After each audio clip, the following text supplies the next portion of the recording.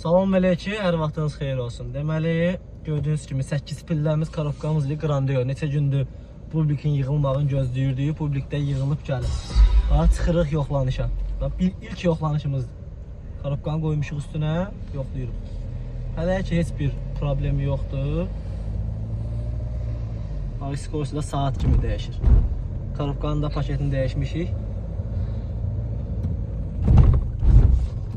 Bir dənə qəşəng pilbolumuzu göstər.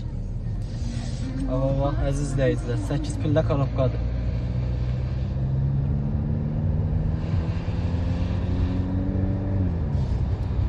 Saat kimidir, maşallah. Publikdə də 1 qram drajeniya yoxdur. Eldəniz ustaya da təşəkkür bildirirəm. Çox super yığıb. Bir dənə farsajımızı da yoxlayaq. Başqa heç nə. Bir dənə farsaj da yoxlayaq. Saxla bir dənə.